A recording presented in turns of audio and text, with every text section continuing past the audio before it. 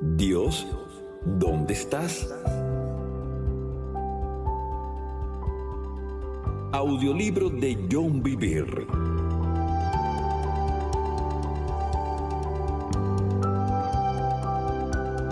¿Cómo encontrar fortaleza y propósito en tu desierto?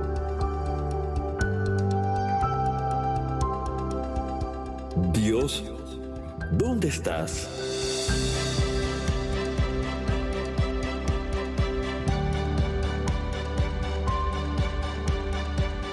Capítulo 12. Victoria en el desierto. Nuestras tristezas son todas, como nosotros mismos, mortales.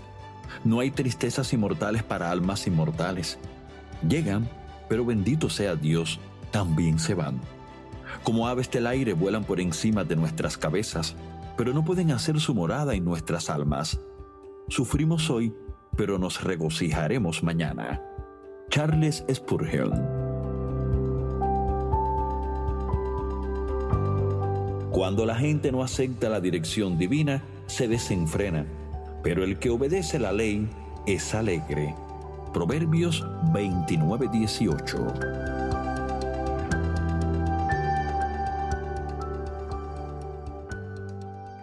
El desierto es un lugar que visitamos, no nuestro destino final. Si se maneja correctamente, experimentarás victoria en el desierto e irás más allá de sus fronteras. En mi desierto había estado vacío de pasión cuando era pastor de jóvenes, durante lo que me pareció demasiado tiempo. Comenzaba a preguntarme si llegaría cualquier cambio en mi batalla. Entonces un día, poco antes de que comenzaran los problemas con mi jefe directo, que intentó desacreditarme y despedirme, el Espíritu de Dios me mostró que iba a llegar el cambio. Fue entonces cuando Dios reveló que yo sería enviado a iglesias y ciudades desde la costa este a la costa oeste de América, desde la frontera canadiense hasta la frontera mexicana, desde Alaska y Hawái. Pero, como mencioné antes, no sucedió al día siguiente, ni siquiera a la semana siguiente. De hecho, pasaron 6 meses sin ninguna confirmación adicional.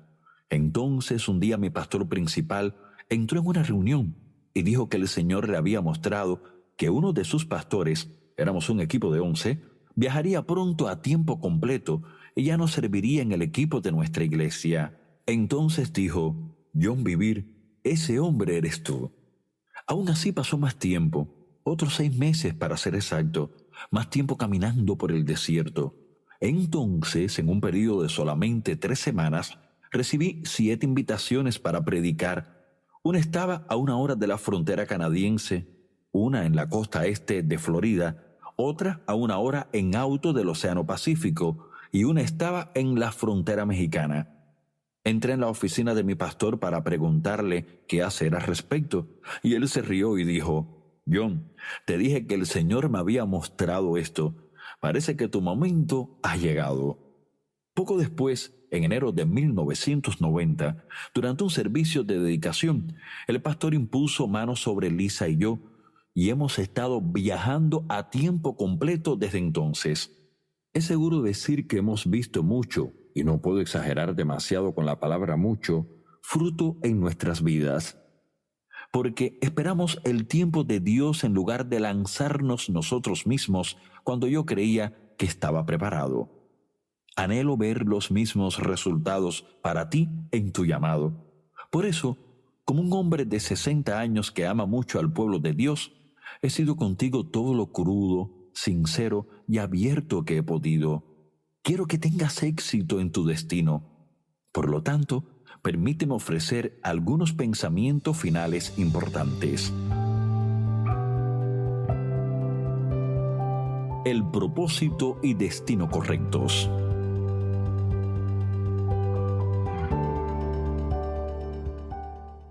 Nuestro enfoque debe estar en el propósito de Dios, no en la resistencia que enfrentamos y que intenta evitar que prosigamos. Debemos tener delante de nosotros la visión correcta si queremos terminar en el destino correcto. Sería terrible correr una carrera y cruzar la línea de meta equivocada. Sería un desastre apuntar una pistola a la diana equivocada y darle. Los fariseos eran muy celosos y diligentes, pero su propósito era egoísta. No tenían la visión adecuada, por lo tanto, fallaron el blanco. ¿Cuál es el destino y el propósito de Dios para nosotros con su pueblo? Él dice en Efesios 1:11 que hemos sido predestinados conforme al propósito del que hace todas las cosas según el designio de su voluntad. Muchas personas tropiezan cuando escuchan predestinados o predestinación. Para comprender esta idea, debemos dividir la palabra y verla con su raíz y prefijo. El prefijo pre significa sencillamente antes o antes del principio. La raíz destino significa dónde terminarás o la línea de meta. Juntando a las dos, significa establecer la línea de meta antes del inicio. Efesios 1:11, por lo tanto, nos muestra que Dios estableció un destino para la humanidad antes de crearnos, que cumpliría su propósito. Romanos 8:28 y 29 dice: Y sabemos que a los que aman a Dios, todas las cosas les ayudan a bien. Esto es, a los que conforme a su propósito son llamados. Porque a los que antes conoció, también los predestinó para que fuesen hechos conformes a la imagen de su Hijo, para que Él sea el primogénito entre muchos hermanos. Nuestro destino, que Dios planeó antes de que comenzara el tiempo, fue que amáramos a Dios para ser conformados a la imagen de Jesucristo. Todo lo que se hace en la vida o el ministerio debería ser hacia esta meta o fin. El propósito número 1 de Dios al crearte no fue solo que pudieras unirte a un equipo ministerial exitoso, donar millones al reino, ser conocido como artista o tener cualquier otra meta profesional. Ni siquiera fue sanar a los enfermos, realizar esfuerzos de ayuda humanitaria, rescatar a víctimas del tráfico sexual, liberar a personas de adicciones o ganar a los perdidos para Jesús. Por nobles y piadosos que sean todos esos esfuerzos, debemos entender que ha habido muchos que han hecho esas cosas, pero no cruzaron la línea de meta. La razón por la que no terminaron bien se debe a que su enfoque estaba en el ministerio y no en la meta o el corazón detrás del ministerio. Ahora debemos responder la pregunta: ¿por qué Dios nos predestinó a ser conformados a la imagen de Jesucristo? La respuesta es sencilla: porque Él nos amó y deseó tener comunión con nosotros para mostrar en los siglos venideros las abundantes riquezas de su gracia en su bondad para con nosotros en Cristo Jesús. Efesios 2:7. Lisa y yo tenemos una perra llamada Lexi. Es agradable, juguetona y divertida. Sin embargo, solamente podemos comunicarnos con ella a un nivel limitado. A veces es frustrante que no pueda mantener una conversación con ella. Por otro lado, es un escenario totalmente distinto con nuestros hijos. A medida que han madurado, hemos disfrutado de relaciones asombrosas con ellos. Han añadido mucho a nuestras vidas.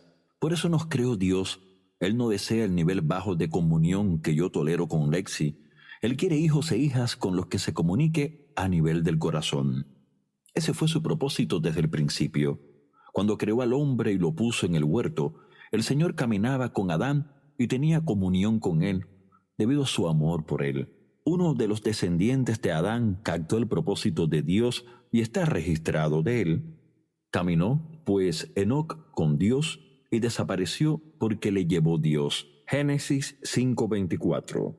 El escritor de Hebreos en 11:5 dice: Y Enoc tuvo testimonio de haber agradado a Dios. ¿Por qué agradó Enoc a Dios? ¿Fue porque tenía un gran ministerio de algún tipo? No, fue porque caminó con Dios y tuvo estrecha comunión con Él. Todo lo que Dios ha hecho en el pasado, está haciendo ahora y hará en el futuro, será por esa razón. Por lo tanto, el propósito del desierto es señalarnos la dirección para ser conformados a la imagen de Jesucristo. Si perdemos de vista el propósito de Dios para nosotros, nos desenfrenaremos y retrocederemos espiritualmente. Como iglesia, cuando perdemos de vista el propósito de Dios, nos secamos, encogiéndonos hasta ser una institución impulsada por las cosas del mundo. Hacemos hincapié en los resultados, números mayores y edificios más grandes, en lugar de hacer discípulos a la imagen de Cristo. Ver Mateo 28:19. Volvamos a leer Proverbios 29:18. Sin profecía, el pueblo se desenfrena.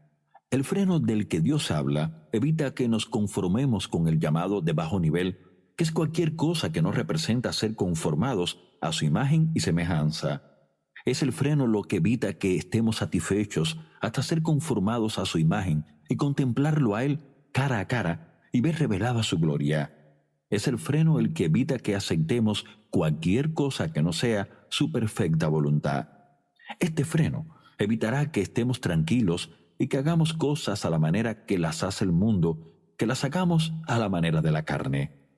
Al hablar de visión, Jesús dijo: la lámpara del cuerpo es el ojo, así que si tu ojo es bueno, todo tu cuerpo estará lleno de luz, pero si tu ojo es maligno, todo tu cuerpo estará en tinieblas. Mateo 6, 22 y 23. No está hablando de nuestro ojo físico, sino del ojo del corazón, o la manera en que percibimos las cosas. La manera en que percibes las cosas en tu corazón es lo que llegarás a ser, porque cuál es su pensamiento en su corazón, tal es él. Proverbios 23:7.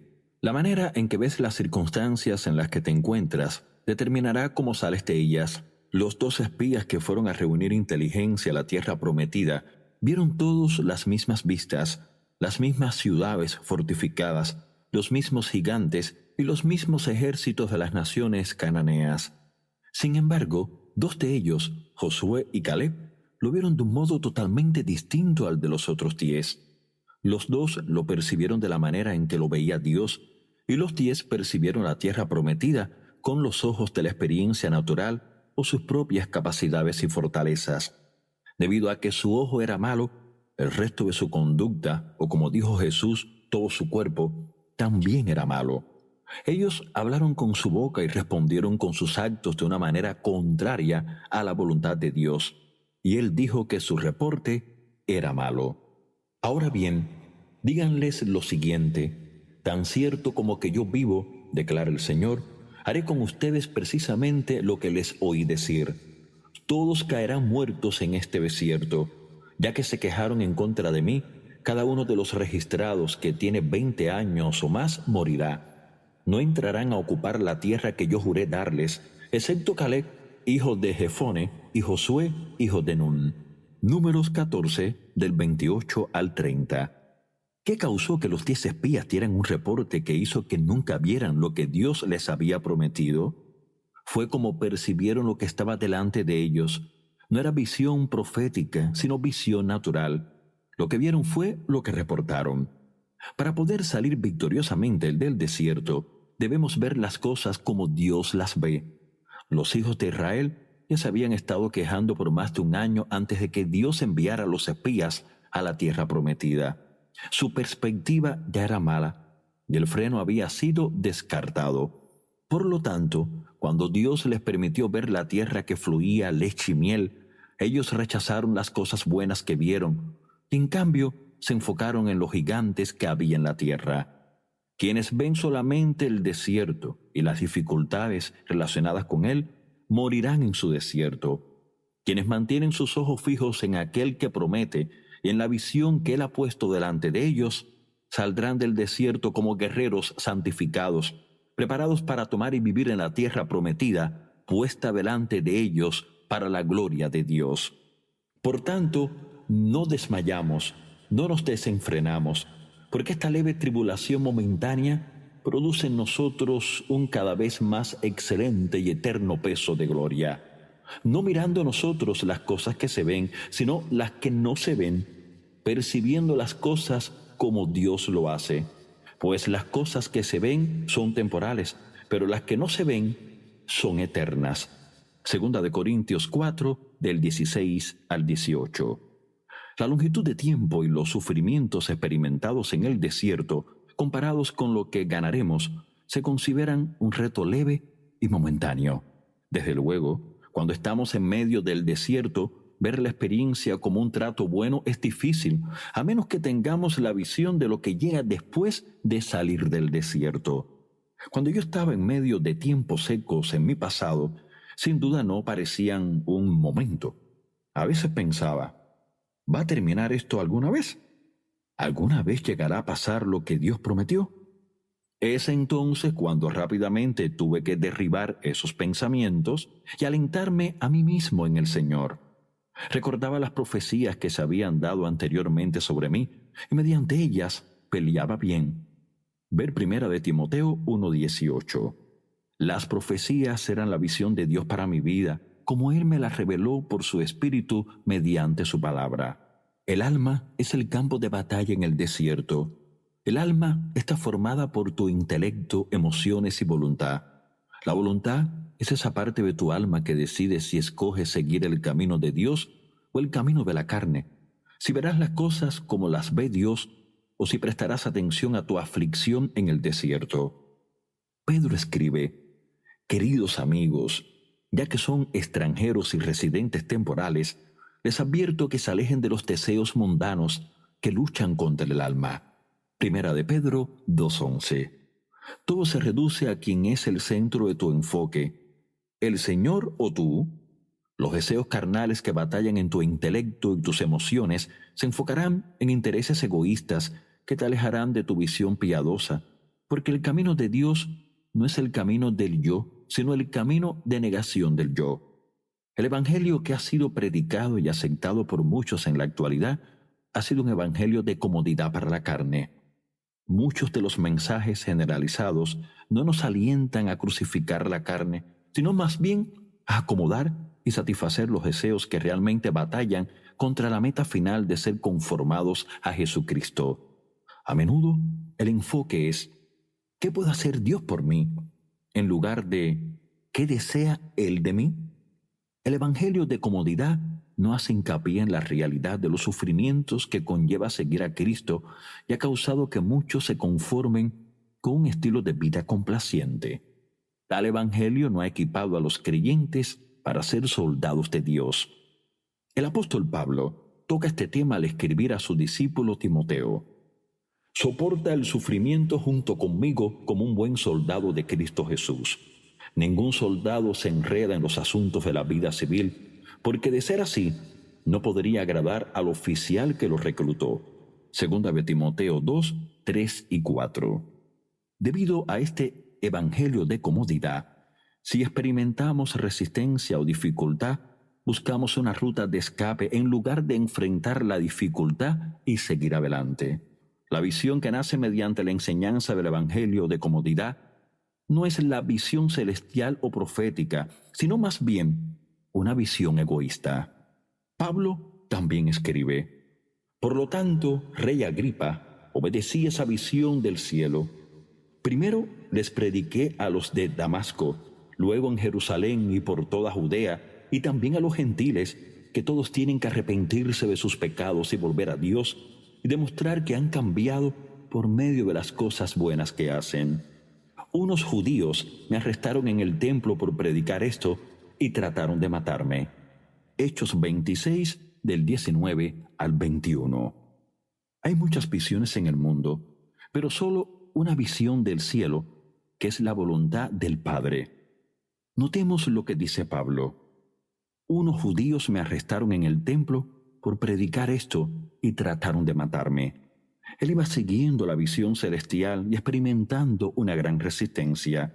Si él hubiera creído el evangelio de comodidad, como muchos han predicado y creído hoy día, nunca habría visto cumplirse la visión, ni siquiera habría llegado hasta el rey Agripa, porque mucho antes habría buscado el camino de escape de toda la resistencia que estaba experimentando.